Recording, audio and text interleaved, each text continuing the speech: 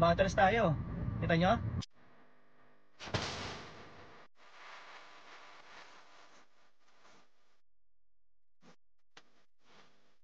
What's up guys? Nakikita nyo ba yan? Yan ang ituturo ko ngayon kung paano mag-drive ng uphill at ng downhill gamit ang inyong automatic car. Sa mga beginners or mga bagong may-ari or mga nagbabalak pa lang na bumili ng isang automatic na sasakyan, ito po yung feature or advantage na may enjoy ninyo. Pero bago ang lahat, may una muna akong ituturo.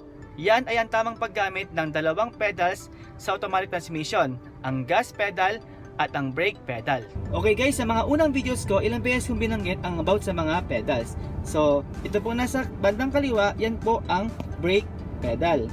Ito naman bandang nasa kanan, yan naman po ang gas pedal. So, para saan ba itong dalawang pedal na to? Ang brake pedal guys ay dalawa ang gamit. So, una, bawasan ang speed mo or mas kilala sa tawag na menor. Para magawa yung pag menor or pagbawas ng speed mo, kailangan mo lang gawin ay apak-apakan ng paunti-unti at dahan-dahan ang brake.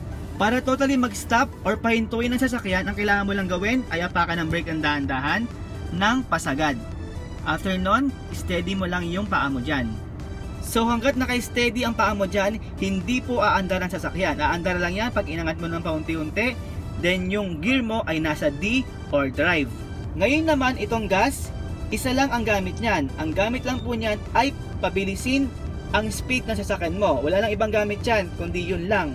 Kung natatandaan ninyo yung turo ko before sa gear ng automatic transmission, sabi ko, pag naka-D ang gear mo, automatic aandar ka na po ng 10 hanggang 20 kph. Ngayon, kung gusto mong pabilisin yung speed nun, kasi hanggang 20 lang siya, ang kailangan nyo lang gawin ay apakan ng paunti-unti yung gas. So dapat unti-unti lang po yun ha. Hindi pwedeng biglayin ng pag-apak dyan kasi siguradong bubulusok ka. The more na madiin or malalim ang pag-apak mo dyan sa gas pedal, the more na bumibilis ka. Kaya imposible mo yang masagad, unless na lang kung racer ka. Kasi mga kalahati pa lang ang ginagawa mong diin dyan or pag-apak dyan, ang nagagawa na pong speed nyan ay up to 100 kph. Sa mga hindi po nakakaalam, mabilis na po ang 100 kph para ka na nasa expressway nun. Kaya wag na wag kayong magkakamaling pagpalitin ang dalawang yan.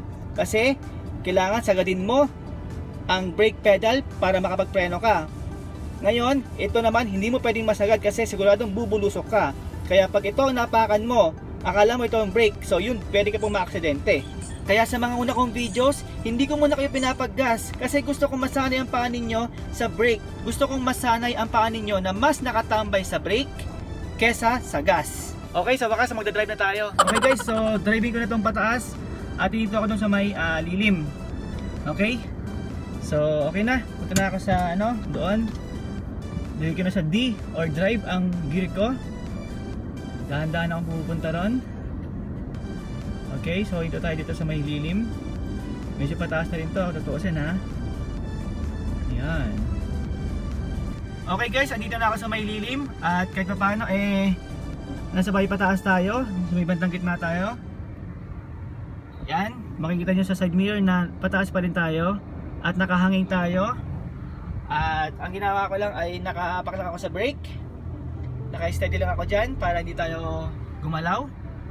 Pero tignan nyo ang gagawin ko ngayon dito, okay?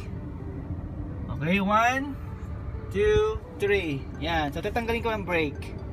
Yan, pero nakita nyo, hindi tayo umaatras. Ayos ba? Pero nakaangat tayo, di ba? So yan po ang feature ng ng automatic transmission. So kahit tignan nyo pa ngayon, yan hindi ako nakaapak sa brake. Pero naka-D ako. So hindi ka tayo bumababa. Ayos ba? So hindi bumababa ang sasakyan guys, hindi dahil may magic ha, kundi dahil naka-D tayo. So ngayon yung D natin, di ba kasi nga sabi ko, kusa siyang umaandar. So ngayon, nilalabanan ng D or kusa siyang umaandar para umakyat tayo kasi nga lang hindi niya kaya. So hindi tayo gagalaw dito hanggat hindi tayo nagdadagdag ng speed. So kailangan natin gumamit ng gas. So balik gagamit na tayo ng gas para umandar tayo. Okay? So apakan ko ng gas ng paunti-unti para umandar na tayo paangat. Yan, so umaandar na ako ng paangat. Yun, ayos ba? So hindi problema sa automatic ang pataas. O diba? Andito na tayo sa taas. Okay? Pero yung ginawa ko kanina guys, wag na wag ninyong gagawin. Yung tinanggal ko yung pako sa mga pedals. So, hindi po pwede yon. Kasi ang pinaka-safe pa din ay nakaapak ka sa brake, naka-steady ka lang doon. Then kung kailangan mo nang umandar ulit, saka mo naman nakapakan yung gas. Kasi pag medyo mataas na yung daan talaga, ang tendency po nun talagang bababa yung kotse kasi hindi kaya ng default speed ng D or drive. Yung pinakita ko kasi kanina, medyo hindi masyadong mataas yung daan. Kaya kayang-kaya ng D i-hold yung sasakyan. Kaya pinaka the best, pag hangin ka, nakahinto ka sa pataas or pababa na daan, dapat naka-steady ka lang sa brake. Pag kailangan mo na umandar, saka mo naman aapakan yung gas ng unti-unti. So medyo pakita ko naman yung mas mataas na daan. Okay guys, so ito mas mataas to. Imposible tayong umandar pag di ako magagas. Kaya ang kailangan ko lang gawin ay apakan ng paunti-unti yung gas. Okay. Ayan, umandar na tayo. Nakadilang ako nito ha. Then try ko huminto dito sa may gitna. Pag huminto ka, dapat naka-hold ka lang sa brake pedal. Yan, so ako naka-hold ako dito. Naka-steady lang ako dyan. So hindi tayo gumagalaw. Ngayon try kong tanggalin pa unti-unti. Tignan yung mangyayari pag tinanggal ko yan ha. Ayun, umatras tayo. Kita nyo? Nakatingin eh, yan. So ngayon, kailangan ko lang siyang i-brake ulit para hindi tayo matras. Ngayon, kung kailangan ko lang umandar ulit, kailangan ko lang apakan ulit yung gas. So ngayon, apakan ko yung gas. Yun na lang, steady tayo ha. Apakan ko yung gas ng paunti-unti. Yun. So yan, andar na ulit tayo. So ganyan po ang pag-andar or pag-drive ng uphill kapag nakahangin ka. So ang dali lang guys, di ba? Hindi siya komplikado. Pag kailangan mo mag-brake, kahit nasa taas ka pa, kahit nakahangin ka pa dyan, edi apakan mo lang yung brake, then steady mo lang yung paa mo doon. Pag kailangan mo lang umandar, edi apakan mo naman yung gas. So ganun lang po siya kadali. So ganyan po ang feature at advantage ng automatic transmission. Magpapakita pa ako ng mga ilang mas mataas na daan na ang gamit kong gear ay D or drive lang. Hindi ko ginagamit ang 1 or 2 or primera or segunda. Papakita ko na hindi nahihirapan ng makina kahit naka-D ka lang kasi yan ang feature ng automatic transmission. Siya mismo ang kusa nagpapalit ng gear para sa'yo. Okay guys, dito di hamak na mas mataas ang daan. Pero hindi problema yan. Gaya lang ang ginawa ko kanina, tamang pag-apak lang ng gas pedal or accelerator ang gagawin para makakyat ang sasakyan dyan. Basta dahan-dahan lang ang pag-apak sa gas pedal. Magugulat na lang kayo, yung paa nyo mismo ang magdidikta kung gaanong diin or apak ang kailangan gawin para makaakyat. Then pag nasa taas ka na, pwede mo na ulit tanggalin o iangat ng paunti-unti ang paa mo sa gas pedal. Kasi nga, gaya ng sabi ko kanina, pag mas madiin o malalim ang apak mo sa gas pedal, mas mabilis ang nagiging speed ng sasakyan mo. So pwede mo nang ibalik sa normal speed ang sasakyan mo pag diretso na ulit yung daan. So babawasan mo na lang yung pagdiin or pag-apak sa gas pedal. Pag pababa naman guys, usually hindi mo na kailangan mag-gas kasi automatic bumibilis na yung sasakyan mo. Para kagaya ng bike or ng motor o ng mga kahit anong sasakyan, basta pag pababa, usually bumibilis po yung sasakyan nyo yan. So P6, ang kailangan mo nalang gawin, alalayin yung speed mo pababa. Bali, magbe-brake ka na lang, magme-minor ka na lang. Kung kailangan mong mag-full stop, dahil halimbawa traffic, nakahang ka ng ganyan, so mag-stop ka lang, mag-steady ka lang sa pag-apak sa brake. Pag kailangan mo na ulit umandar, edi bitawan mo lang yung brake kung saan na po siyang aandar ng mabilis. So syempre magbibigay tayo ng sample, kaya punta na tayo sa mga pababa naman. Okay, so ngayon guys, pababa yung daan. So ang kailangan mo lang gawin ay alalayin yung brake mo. So minor lang gagawin mo dyan. Yan. So kung saan ka bibilis, hindi mo na kailangan mag-gas. Yan. Kung papansinin nyo, mabilis tayo.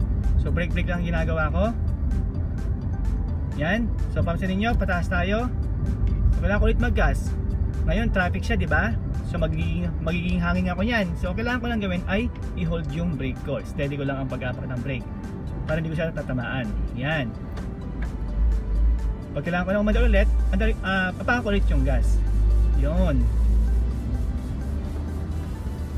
Yan. So ganyan po ang pag-drive ng uphill at ng downhill. Okay guys, so ito na yung pinakahuli kong papakita sa inyo. Tuloy-tuloy na pataas to. Then yung gear ko lang ay gagawin ko lang D. So andito po ako sa may Cloverleaf Ayala Mall. So puro pataas po ang gagawin ko dito.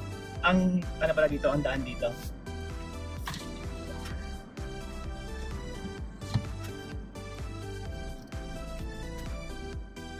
Tayo ng card ha. Okay. Thank you sir. Welcome. Okay, so yan. Nakadilang ang gear ko nito. Siyempre, nakagas lang ako. Puro pataas po ito. Tuloy-tuloy na pataas. Yan, so nakahawak lang ako sa gas.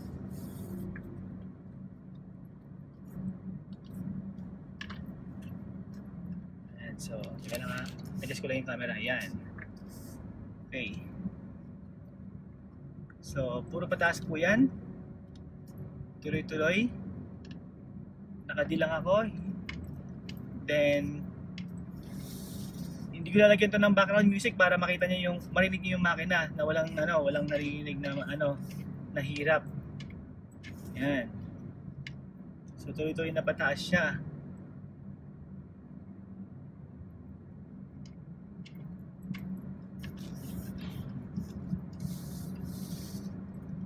Okay. Para mga pang 5th floor yata ito, yung pinaka parking area. Yan, so pansinin nyo, puro pataas.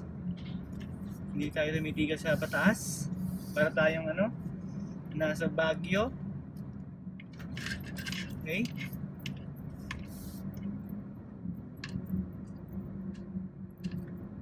Yan, so dito tayo sa pinaka parking slot. Yun, so parking slot na to. So, ayan. Daming parking daming available na parking slot. Pag ganyang marami, mas mahirap magpumili eh. Siyempre, sayang punta dito kung hindi mo lang kakain, di ba? Okay guys, so ang huli kong papakita yung pababa. So, mas maraming pababa ito kaysa sa kanina. So, ang ginagawa ko lang dito, hindi ako nagagas, naka-hold lang ako sa brake or pa-brake lang ako, pa-minor-minor, then inaangat-angat para medyo gumalaw-galaw ako. Yan, so wait lang, adjust ko yung camera. Yun.